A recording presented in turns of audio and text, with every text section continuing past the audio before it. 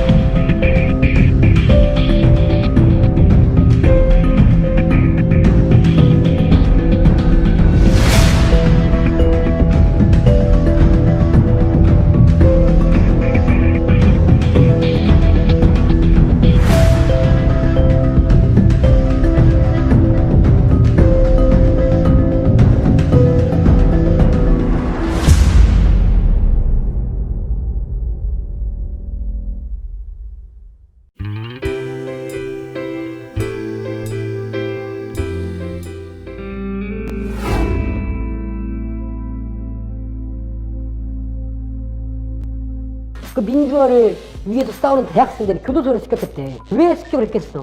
생각 한번 해봐봐. 뭐 정치 사범들, 흉악범들, 뭐 간첩 뭐 사범들 이런 애들 다 광주에 풀어갖고 혼란을 야기시키려고 한 게 아니겠어?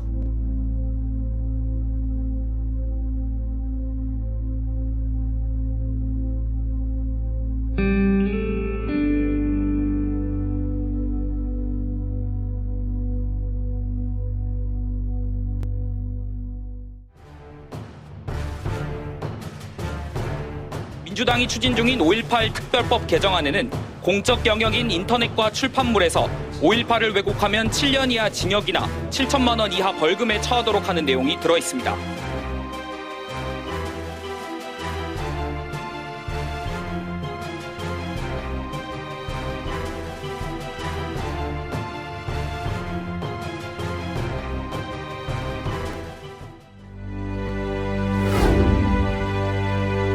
대한민국은 민족 반역자를 제대로 청산하지 못한 유일한 나라가 되었고 청산하지 못한 역사가 지금도 계속되고 있습니다. 우리가 만날 국가공인 친일파 이장군 묘역의 첫 번째 사람이 이 사람입니다. 신혜영. 40년대 들어서 공공연하게 대중 앞에 서서 말했던 가장 유명한 일화가 나는 죽어서 야스쿠니 심사에 잠들고 싶다 말했던 사람이 바로 신태영 히라야마 호에입니다. 국립묘지인 서울과 대전 현충원에는 이처럼 정부가 발표한 친일파 11명이 묻혀있고 시민단체인 민족문제연구소는 훨씬 많은 63명을 친일파로 분류하고 있습니다.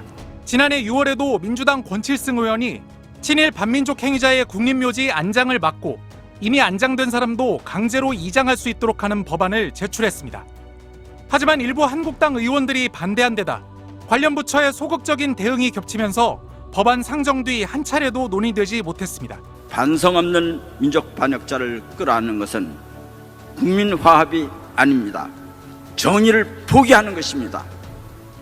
친일 청산은 여당, 야당의 정파적 문제도 아니고 보수, 진보의 이념의 문제도 아닙니다. 친일 청산은 국민의 명령입니다.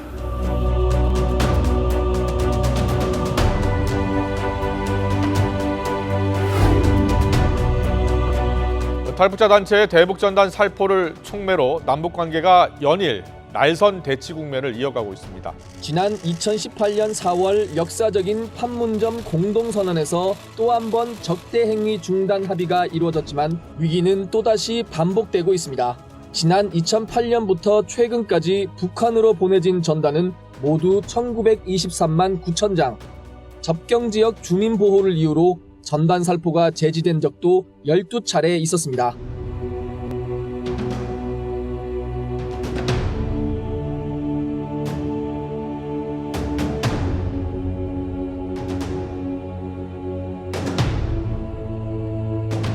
길어지는 논의 기간 동안 접경지역 주민들은 또다시 안전을 위협받고 불안을 떨 수밖에 없습니다. 접경지역 주민들은 대북전단 살포 금지법의 통과를 손꼽아 기다리고 있습니다. 국회는 지체 말고 대북전단 살포 금지법을 제정해야 합니다.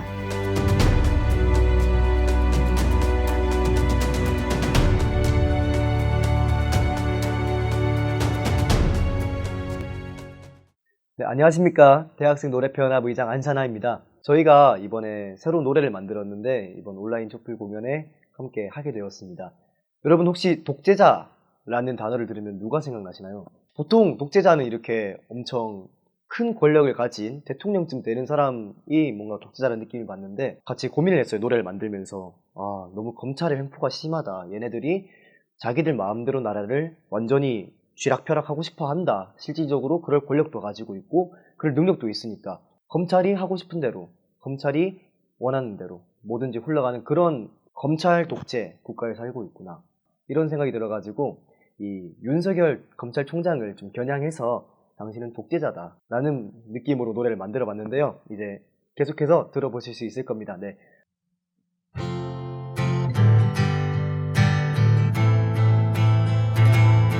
진실과 정의를 죽이려 칼을 휘두르는 너만의 방식으로 오직 돈과 권력에 미쳐버린 너는 독재자. 대통령을 꿈꾸며 칼을 휘두르는 너만의 방식으로 오직 돈과 권력에 미쳐버린 너는 독재자. 국민이 주인인 대한민주공화국 태어났을 때부터 우리가 주인이라 생각하며 믿어왔던 지난 나의 인생은 모두가 평등하고 주인인 줄 알았지. 진실과 정의를 죽이려 칼을 휘두르는 너만의 방식으로 오직 돈과 권력에 미쳐버린 너는 독재자. 대통령을 꿈꾸며 칼을 휘두르는 너만의 방식으로 오직 돈과 권력에 미쳐버린 너는 독재자. 하지만 세상에 바뀔 이유가 없는 자들이 세상을 바꿀 힘을 너무 많이 가진 탓에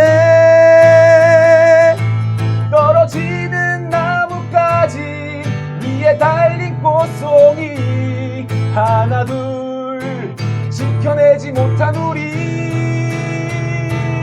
진실과 정의를 죽이려 칼을 휘두르는 너만의 방식으로 오직 돈과 권력에 미쳐버린 너는 독재자.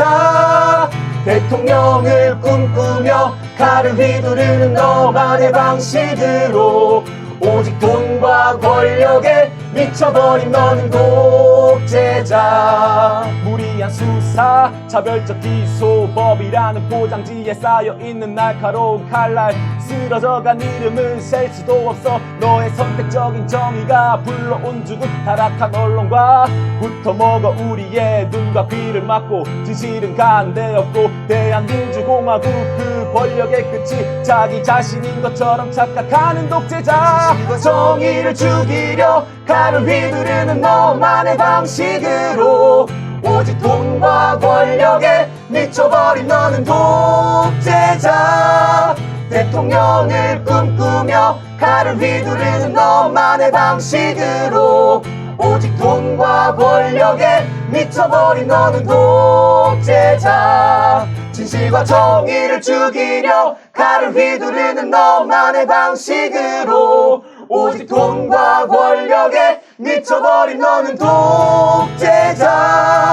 대통령을 꿈꾸며 칼을 휘두르는 너만의 방식으로 오직 돈과 권력에 미쳐버린 너는 독재자.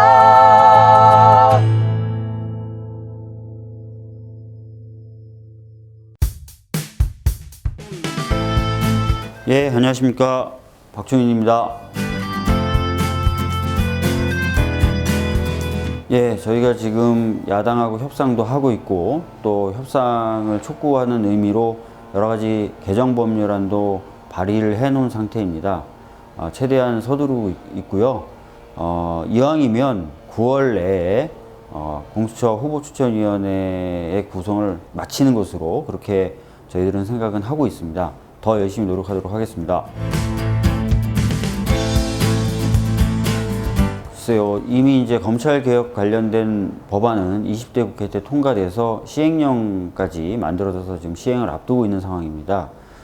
그것 외에 지금 검찰개혁 관련돼서 논의되고 있는 것이 바로 공수처 설치인데요.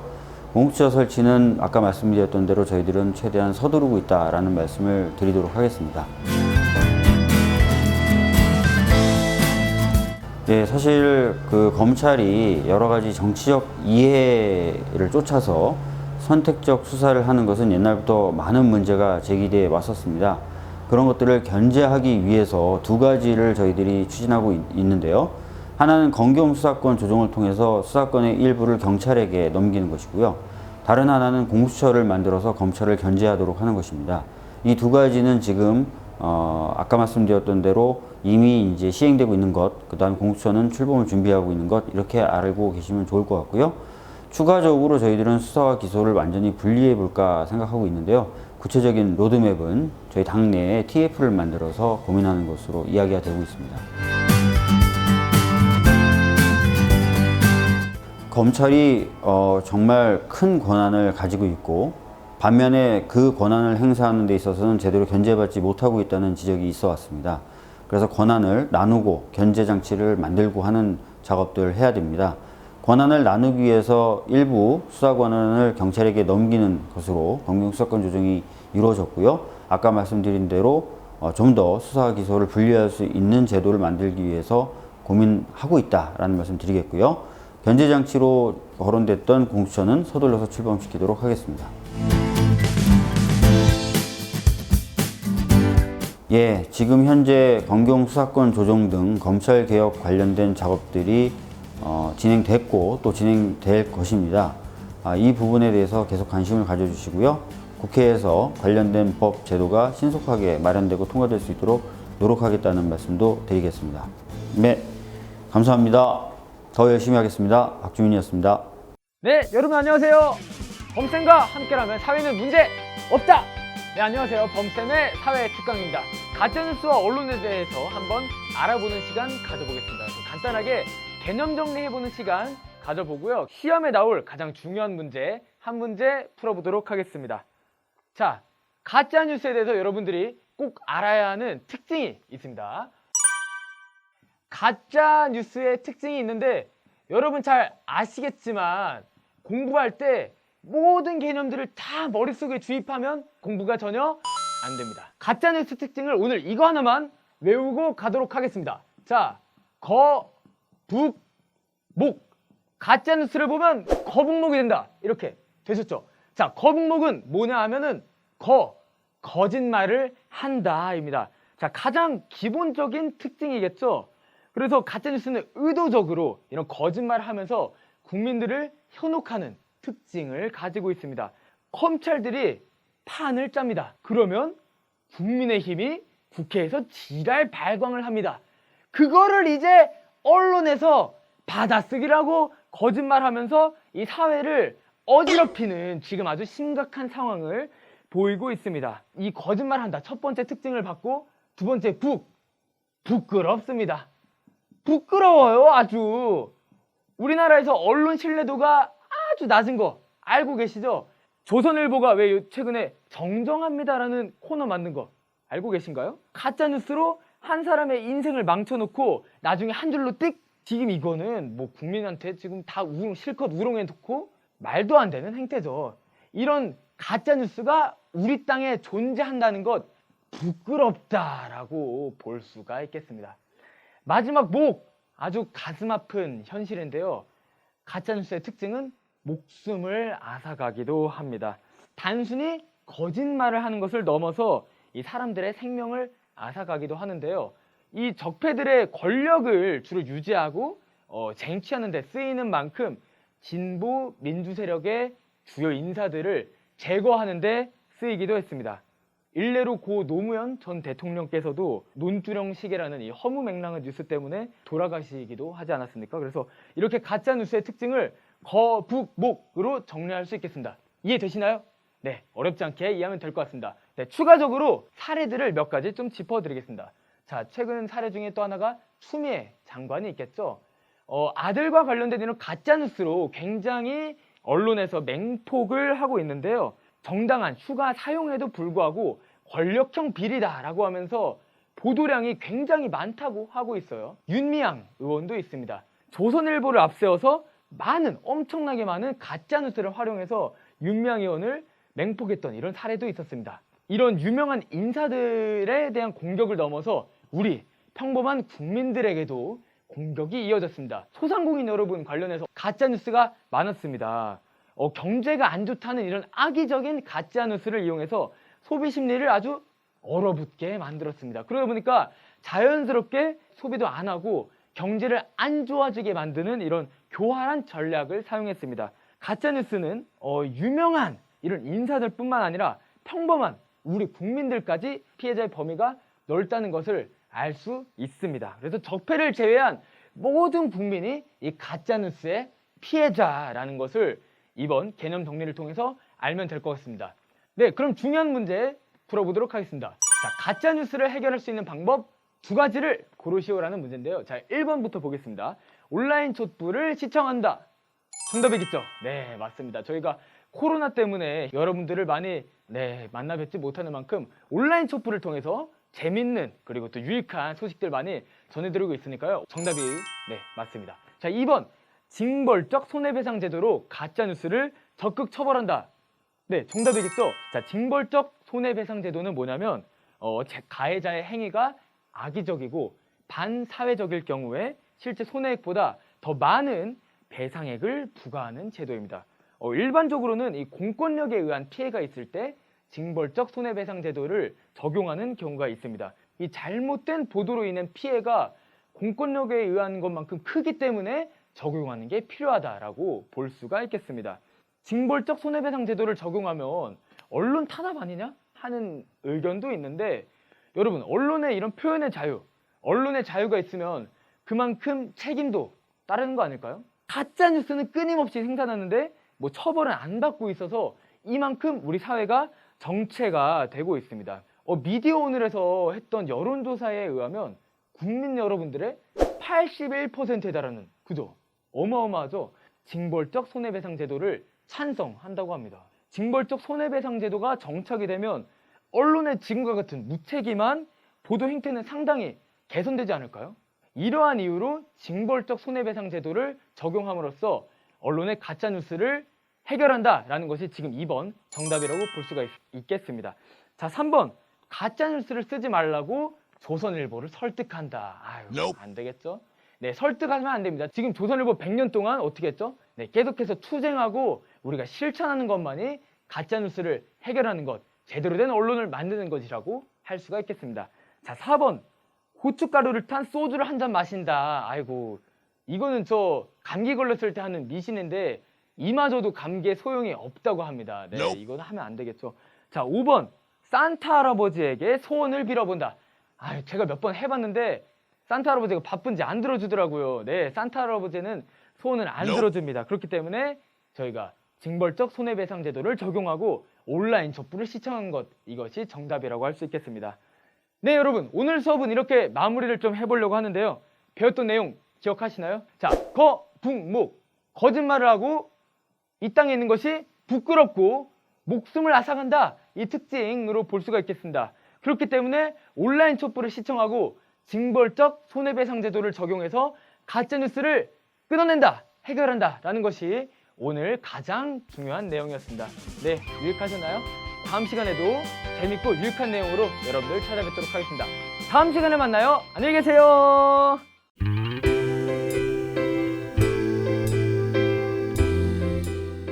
제 기억으로 작년 9월로 기억하는데요. 1년이 지금 남았는데 검찰에서는 제대로 된 수사 기소가 이루어지지 않고 있습니다. 굉장히 오래 걸리고 있고 이례적이기도 하죠. 제대로 된 수사 기소 엄벌 촉구하는 그런 기자회견 진행하도록 하겠습니다. 늑장 수사 규탄한다. 늑장 수사 규탄한다. 규탄한다. 규탄한다. 늑장 수사 규탄한다. 우리가 나경원, 최성애 고발한 지가 1년이 지났습니다. 근데 저한테는 계속해서 검사가 바뀌었습니다. 하는 내용만 5번이 넘게 왔습니다. 고발을 당했어도 조사받지 않는 그러한 특권을 누리는 세상인 것입니다. 아직까지도. 최성애 씨 고발 작년 9월 26일이었습니다. 1년이 다 됐죠. 나경원 씨 고발 작년 9월 16일이었습니다. 1년이 넘었습니다. 해도 너무한다는 말, 정말 이런 경우에 해당할 겁니다. 나경원 씨의 선거법 위반 혐의 매우 확실합니다. 하지만 지금 공소시효가 얼마 남았습니다. 나경원 씨의 따님 입학비리, 성적비리 매우 확실합니다. 공소시효가 얼마 안 남았습니다. 최성애 전 총장의 비리 부분에 대해서 검찰에 고발을 했습니다. 최성애 전 총장을 고발한 내용은 한 7가지 정도가 됩니다. 횡령과 배임 그리고 업무방해 내용입니다.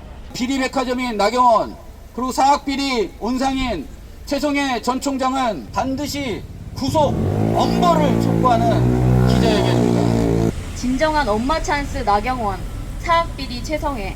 작년 9월부터 12차례가 넘는 고발이 진행되는 동안 고발인 조사는 10차례 받았지만 나경원에 대한 제대로 된 조사나 수사는 이루어지지 않고 있습니다. 이는 불공정의 끝판왕이며 공정의 문제를 넘어서 비상식의 영역이라고 할 수 있습니다. 일부 언론과 검찰의 선택적 정의, 직무유기에 문제를 제기하며 제대로 된 기능을 해주실 것을 촉구하는 바입니다. 왜 소환도 수사도 제대로 하지 않느냐, 기소도 제대로 하지 않느냐. 1년이 넘었다. 다음 주부터는 직접 탄원서도 제출하고 법무부와 대검에 동시에 윤석열 검찰총장과 그 수사 라인들을 감찰 청구할 예정입니다. 사학비리 척결하자. 사학비리 척결하자. 사학비리 척결하자. 사학비리 척결하자. 안녕하세요. 연두입니다. 21대 국회 희대의 부동산 재벌 누가 떠오르시나요? 비리 금액이 팔수록 더 큰 바로 박덕흠 의원 되겠습니다. 국회에서 국토교통위원회 간사를 맡았던 5년 동안 본인과 가족들이 대주주로 있는 건설사들이 국토위 산하 기관들로부터 공사 수주와 신기술 사용료 등으로 수천억 이익을 본 것이 드러났습니다. 재미있는 건 비리 액수가 말 그대로 하루가 다르게 불어나는 것이었는데요.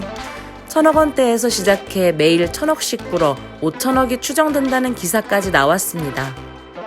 논란이 커지자 박덕흠은 국토위를 사임하고 환경노동위원회로 옮겼지만 과거 환노위를 방문해 김용균법 제정을 방해한 전력이 확인되어 그마저도 적절하지 않다는 논란이 이어졌어요. 결국 차가운 여론에 피해자 코스프레를 하며 지난 23일 탈당을 했습니다. 하지만 의원직은 유지가 되는데요. 정말 여론을 의식했다면 탈당이 아니라 탈의원을 해야 하는 것 아닐까요? 박덕흠은 불과 2개월 전에도 부동산 관련 뉴스에 오르내린 적이 있어요. 집값 폭등이 한창 논란이던 때에 재건축 특혜 3법으로 73억의 시세 차익을 봤다는 뉴스였습니다. 그때 박덕흠은 나도 손해를 보고 있다. 집값이 올라서 화가 난다와 같은 말을 했는데요.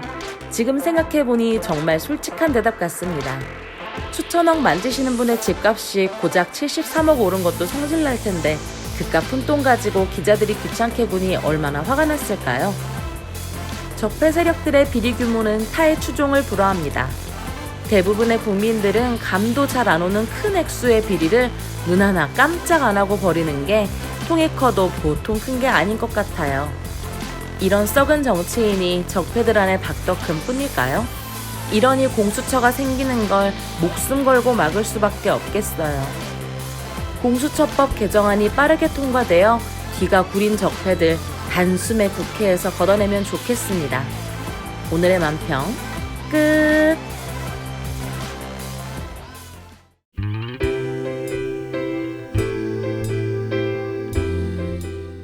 부동산 투기꾼의 시세 차익으로만 13억, 자기가 가지고 있는 가족회사만 5회사가 넘는데 다 건설회사입니다. 이 사람이 이쯤 되면 투기꾼이죠. 국회의원이 아니라. 국토교통에 활동하면서 자기 가족들 회사로 일감을 몰아준 의혹이 매우 짙습니다.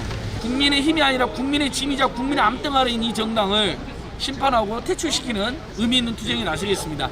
미래통합당의 박덕근 의원과 조수진 의원에 대한 고발 기자회견을 시작하도록 하겠습니다. 왜 피고발인 조사를 안 하냐, 왜 수사를 안 하냐, 김해 법무장관께서 분명히 말씀하셨습니다. 선택적 수사를 하고 있다. 윤석열 검찰총장은 수사 의지가 전혀 볼 수 없다. 박덕흠 의원을 직권남용 혐의 및 부패방지법 11억의 재산을 누락한 조수진 의원을 선거법 및 공직선거법 위반 혐의로 고발하러 이 자리에 섰습니다. 조수진 11억, 박덕흠 73억 이런 부당한 문제들에 대해서 사회적으로 문제 제기가 제대로 되지 않고 언론들도 보도를 그렇게 해주고 있지 않습니다. 제대로 알려지기만 한다면 많은 청년들이 공분을 할 문제라고 생각을 합니다. 국민의힘의 박덕흠 의원, 조수진 의원의 심각한 불법 비리 혐의들을 공동으로 고발하도록 하겠습니다. 경찰청 본청 민원실에 고발장을 접수하겠습니다. 오늘 마지막까지 함께해 주셔서 고맙습니다. 네, 수고하셨습니다. 갔다 오겠습니다. 민원 공사실 여기서.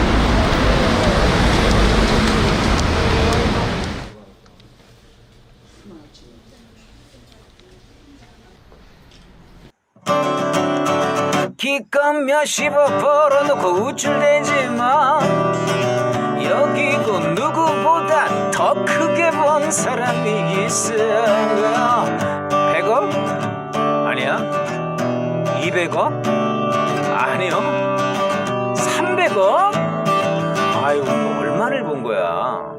당신의 상상보다 더 큰, 무지하게 더 큰, 대박 더 큰, 더 큰, 더 큰 박덕흠. 1,000억? 아니야. 2,000억? 아니요. 3,000억? 아니, 이게 지금 사람이 벌 수 있는 돈이야, 이게? 응? 자, 이건 진짜 윤짜장이 나서야 할 때. 분명 잘 뒤져보면 어딘가 표창장이 있을 거니까. 아니면 그 아들 휴가 나왔을 때 뭔가 병장회의 같은 거 이런 거 찾아봐. 응? 윤짜장. 지금부터 온라인 촛불 파도 타기를 시작합니다. 댓글창에 촛불 이모티콘을 달아주세요. 5, 4, 3, 2, 1.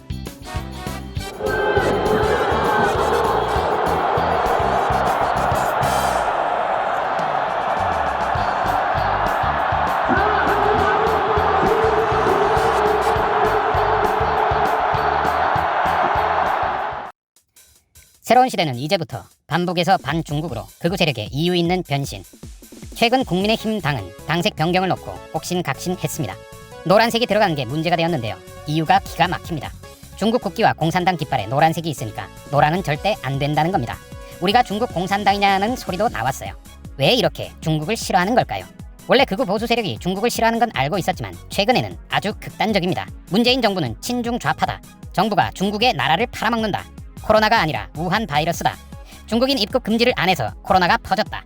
가짜뉴스 퍼뜨리기, 사사건건 트집 잡기, 억지 부리기 등등. 이 사람들 갑자기 왜 이러는 걸까요? 원래 주특기가 종북몰이였는데 이게 잘 안 통하니까 차라리 반중국으로 변신을 시도하는 걸까요? 지금부터 변신의 이유를 정리해드립니다. 극우 개신교 세력들과 성조기 부대, 이들에게 미국의 영향력은 절대적입니다. 정신적 노예 수준이죠. 이 사람들이 퍼뜨리는 가짜뉴스도 사실 다 미국발 가짜뉴스죠. 지금 극우들이 반중국 공격에 매달리는 건 미국을 위해서입니다. 최근 폼페이오의 연설입니다. 중국은 전체주의 독재 국가다. 중국 유학생들이 미국의 지식 재산을 훔치고 있다. 이번엔 트럼프의 연설입니다. 중국 바이러스와 전쟁을 치르고 있다. 중국이 전 세계를 감염시켰다. 어떻습니까? 극우 세력들은 지금 미국의 발언을 앵무새처럼 반복하고 있는 겁니다. 지금 미국은 중국과 전쟁을 시작했습니다. 미사일만 날아다니지 않을 뿐 사실상 전면전이나 다름없는 상황이에요. 분야별로 살펴보겠습니다. 첫째, 경제 분야입니다. 화웨이를 제재하고 틱톡의 사용 중지 명령을 내렸어요. 둘째, 군사 분야입니다. 미 공수부대원들이 괌에서 점령 훈련을 진행했고 남중국해에 항공모함 2척을 접근시켰어요. 셋째, 외교 분야입니다. 미국은 휴스턴에 있는 중국 총영사관을 폐쇄합니다. 곧바로 중국도 청두의 미국 총영사관을 폐쇄했죠. 어떻습니까? 돌아가는 상황이 심상치 않아요. 실제로 전쟁이 일어나도 전혀 이상하지 않은 상황입니다. 21세기 들어 중국의 국가 역량은 성장을 거듭하며 미국을 무섭게 따라잡고 있습니다. 그에 반해 미국의 국력은 쇠퇴를 거듭하는 중입니다. 이런 추세라면 미국은 세계 패권을 상실하고 2등 국가로 전락하게 됩니다. 네, 지금 미국은 중국과 전면 대결을 해서라도 판세를 바꾸고 싶은 겁니다. 지금 미국은 중국을 악마로 만들어야 합니다. 여기에 한국의 극우 세력들도 따라 나섰습니다. 문재인 정부를 친중 좌파로 공격하고 국민들에게 혐중 정서를 퍼뜨리는 등 미국의 반중국 돌격대로 나선 거예요. 그들의 전략은 세 가지입니다. 첫째, 현 정부를 전복하고 보수 정권을 세우는 것. 둘째, 미국의 전략과 이익을 관철하는 것. 셋째, 이를 위해서는 전쟁 위기도 불사할 것. 촛불 시민들의 중단 없는 투쟁, 완전한 적폐청산이 절실한 때입니다. 새로운 시대는 이제부터입니다. 국민이 이길 것입니다.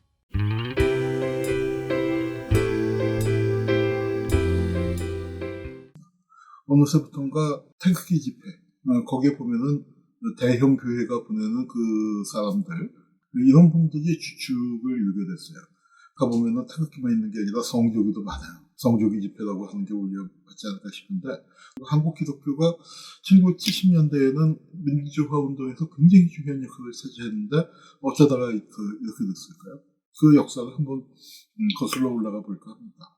사실 기독교가 평안도, 서북지방을 통해서 많이 들어왔잖아요. 19세기 말 서북지방이라는 게 굉장히 특별한 지역이었던 게 조선 500년 동안에 실력은 있는데 너무 차별을 받았어요. 청일전쟁, 러일전쟁이 조선 팔도를 휩쓴 게 아니라 주로 서북지방에서 벌어졌단 말이에요.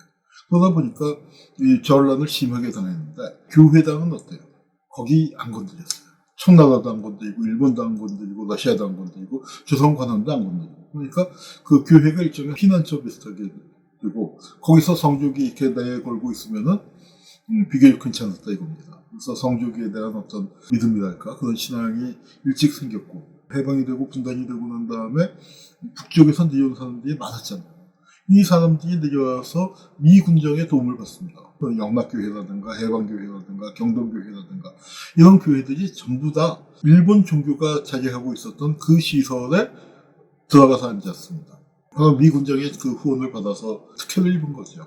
그리고 한국전쟁을 통해서 미국 물자를 많이 받게 되고요.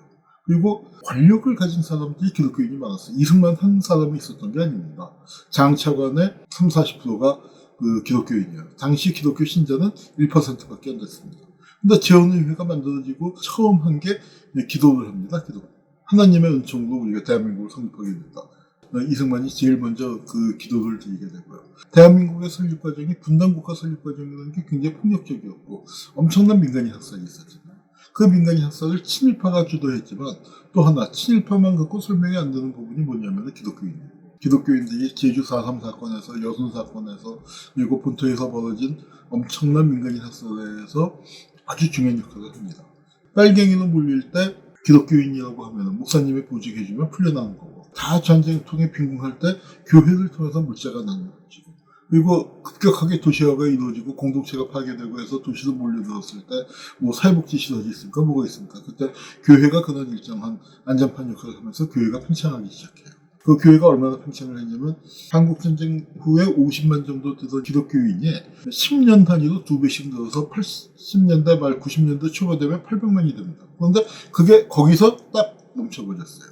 교회는 엄청나게 커졌고 신학교에서 엄청나게 목사들을 성직자들을 배출하는데 이 사람들이 갈 데가 없어지는 게 지금 이제 교회의 어떤 보수하고도 깊은 관련이 있을 거고요. 80년대에 강남이 개발되고 대형 교회가 생기면서 이 중소교회들이 없어지기 시작해요.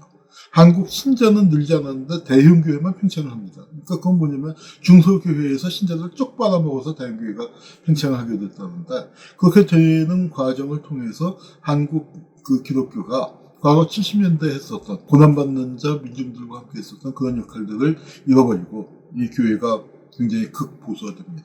그 현상이 두드러진 게 한국 사회 민주화가 어느 정도 진전이 되고 문민 정권이 들어서고 청와대에서 찬송가가 울려 퍼지다. 김영삼 장로가 대통령이 되고 난 이후에 한국 기독교가 굉장히 많이 변질이 돼요. 그리고 기독교 내에서 우리 기독교가 이래서는 되겠느냐 하고 회개를 주장하는 목소리가 높아질 때 또 기독교가 극보수화가 되면서 한기총이 만들어지기 시작합니다. 한국 기독교에서 부족했었던 게 회개의 목소리가 아닌가 싶어요. 자기가 지은 죄, 그 죄를 어떻게 씻어낼 것인가에 대한 성찰이 부족한 기독교. 이것이 한국 기독교가 빛과 소금을 잃어버리게 된 그 가장 중요한 이유가 아닌가 싶습니다. 저는 한국 기독교가 고통받는 사람들의 곁으로 다가가고 또 예수님의 말씀을 직접 실천하면서 빛과 소금을 회복하는 그런 기독교가 되기를 기원합니다. 절대 하면 안 마세요. 에? 진짜 휴대폰 싸버릴 수가 있으니까 진짜 하시면 안 돼요. 에? 많은 국민들에게 이렇게 힘든 고통을 주는지 정말로 참. 이거 집회 정말 삼가해야 돼요. 우리 강화문 이거 집회 좀 정말 안 했으면 좋겠어요. 우리 애들을 위해서, 우리 국민을 위해서. 안 됩니다. 10월 3일, 9일 정말 모이는 거 정지해 주시기 바랍니다. 광화문 집회 말도 안 됩니다. 코로나로 온 국민이 지금 걱정하고 있는데 사지로 내모는 집회라고 생각합니다. 기필코 우리가 막아내야만 하고 저들은 포기를 해야만 합니다. 마스크도 안 쓰고 나와가지고 이 코로나를 퍼뜨리자고 와서 연병 꼴값을 부리는 다음에 집에 가가지고 아들, 손자, 며느리 다 퍼뜨리고 개인뿐 아니라 국가, 사회 여러 군데 큰 피해를 주는 아주 극악한 짓입니다. 여러분들 푼돈에 넘어가지 말고 제발 광화문 집회 나가지 마십시오.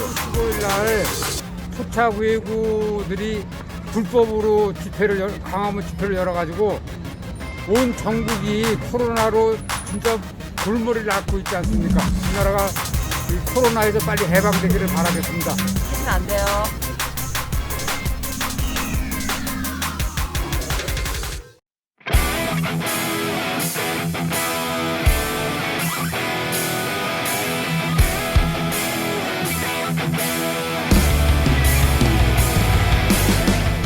박 팀장님 오랜만입니다. 거의 한 달 만이죠. 그러게요. 너무 오래 쉬었어요. 정말 많은 일이 있었는데 열이 하도 받아가지고 뒷목이 쉴 새가 없었습니다. 저도 이제 뒷목의 혈자리를 알 정도로 피가 막 거꾸로 솟는 시간이었. 안녕하십니까. 오랜만입니다. 21세기 조선의 열당 김태현입니다. 반갑습니다. 오, 아니 이게 누구십니까? 단장님. 오늘 카리스마 좀 너무 멋있는데요? 원래 카리스마 있습니다. 오늘 제가 명품 패션이에요, 이게. 네, 적폐들을 일단 길을 싹 죽여놓고 아시잖아요. 스나이퍼. 스나이퍼. 네, 스나이퍼들은 이렇게 또 패션을. 느와르 영화에 나올 것 같은 느낌이에요. 느와르 패션이라고 보시면 네. 아무튼 오늘 이야기거리를 좀 준비해 오셨다고 하셨는데 가장 어이가 없는 소식부터 전해드리면요. 이 포스터 보셨죠? 얼마 전까지 우리가 코로나로 정말 엄청나게 애를 먹었어요. 가게며 뭐 자영업자 하시는 분들 그리고 학교며 공공기관이며 다 정지 상태에 들어갔었잖아요.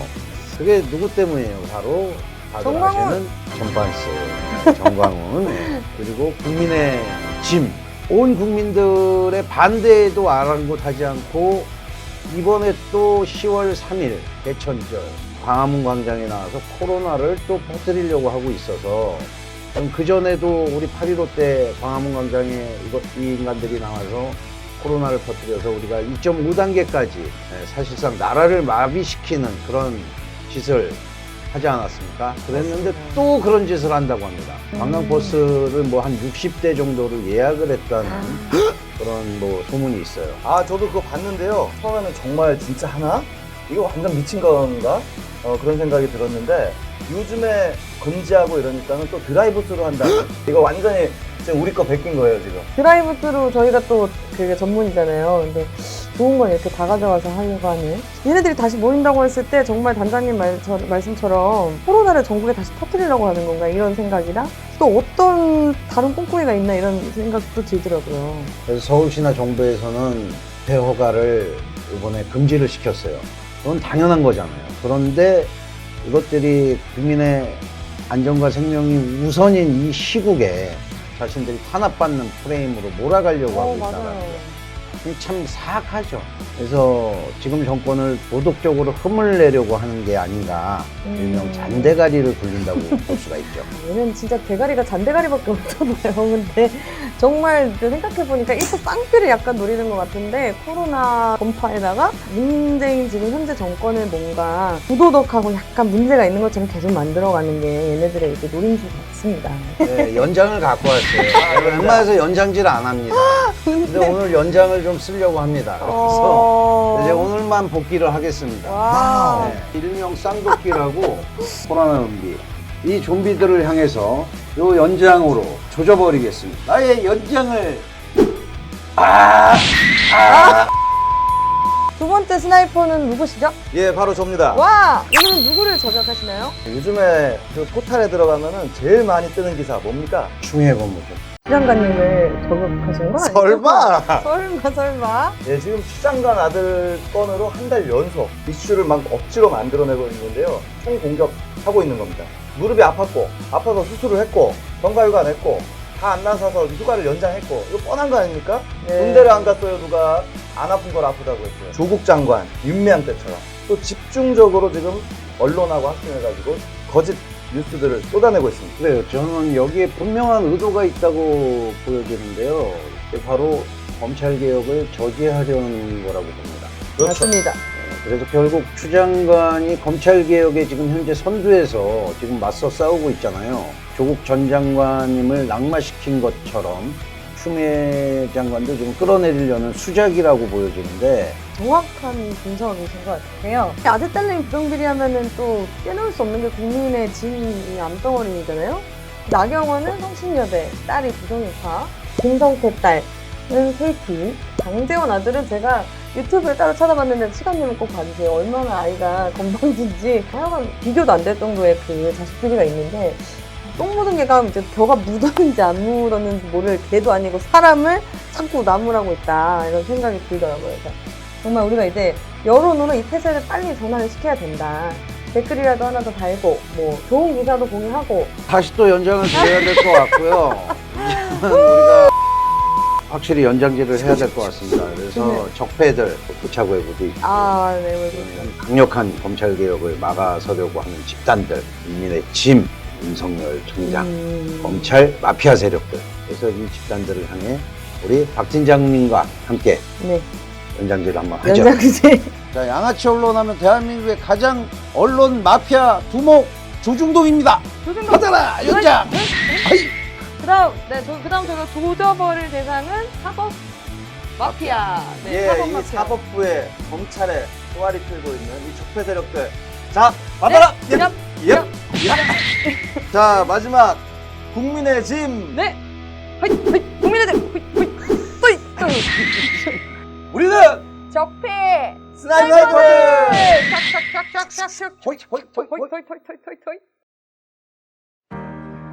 농민 백남기가 아니고 아버지 백남기에게 보내는 마지막 편지를 읽도록 하겠습니다. 나의 아버지에게 쓰는 마지막 편지. 그리운 아빠, 불러도 대답이 없는 이 현실이 모두 꿈이면 좋겠다고 매일 생각해요.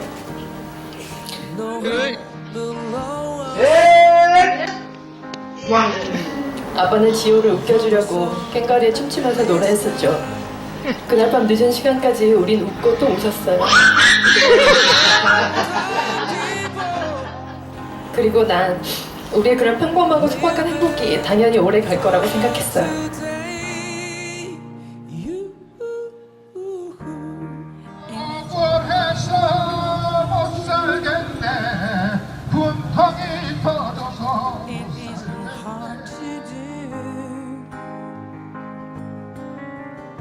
Nothing to kill or die for, and no religion to imagine all the people living life in peace.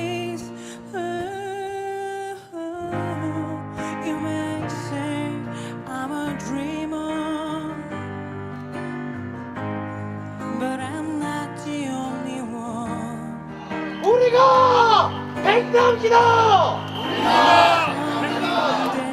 살인정권 물러가라!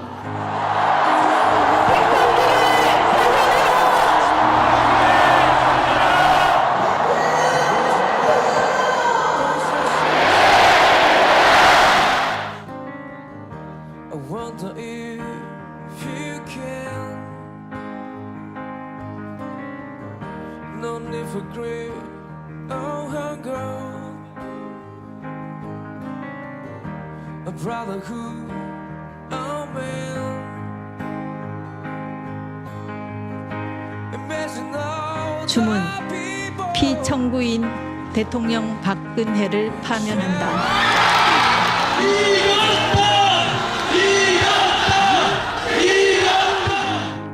서울대 병원이 고 백남기 농민의 사망 원인을 기존의 병사에서 외인사로 변경하기로 했습니다.